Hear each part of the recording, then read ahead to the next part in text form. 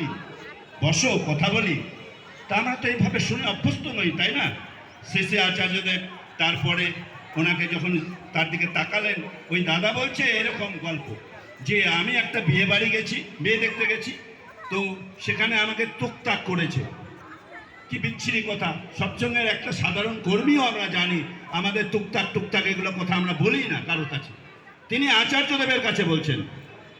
আমার ধারণা এইটার উত্তর কি হবে আমরা একটা নিজে নিজেই মনগড়া খুঁজি। শেষে আচার্যদেব কিন্তু তাকে খুব সুন্দর করে উত্তর দিচ্ছেন। এইটি বলার উদ্দেশ্য আমার। কি বললেন?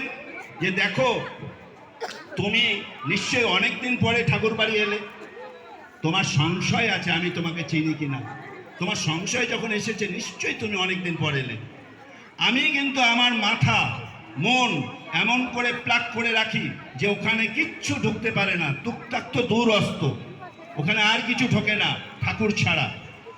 বললেন তুমি নিশ্চয়ই অনেকদিন পরে এসছো ঠাকুরের কাছে, অর্থাৎ ঠাকুর থেকে ক্রমশ দূরে সরে গেছো।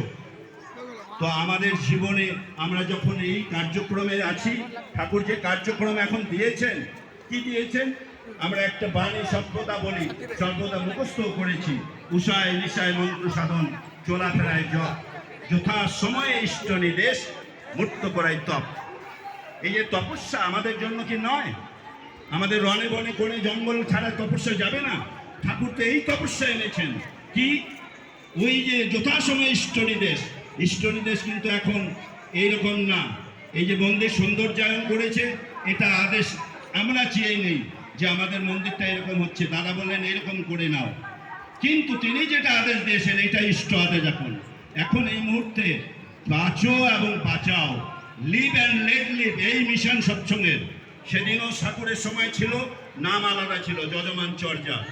আজকে কিন্তু প্রত্যেকটা সৎসঙ্গের জীবনে একটাই কাজ, আমি বাঁচবো, অন্যকে বাঁচাবো। আমি বাঁচবো কিসে? বেঁচে থাকা বৃদ্ধি পাওয়া যদি সৎসঙ্গের আদর্শ হয়, তাহলে যজন যজন ইষ্ট ভীতি পরায়ণ সুস্থ সদাচার করে তোলাই হচ্ছে আমার বেঁচে থাকার আদর্শ। আর এই ধরে চলি যদি নিজের মধ্যে ওই বিশ্বাস আছে, বাঁচার বিশ্বাস, তখন মা ক্যান্সার হলে বেঁচে যায়, আমার পিতা অসুস্থ হলে বেঁচে যায়, আমার বাবা ডায়াবেটিস হলে আমার অসুস্থ হয়। যখনই স্বামী অসুস্থ হয়, আমি আচার্যদের কথা মনে রেখে বলবো, আমি আসো, তুমি একটা ফেরি চলে যাও, ওই বাড়িতে তোমার কথা হলো, কথা বলে চলে আসো, তুমি ভালো হয়ে যাবে। আমার বিশ্বাস মা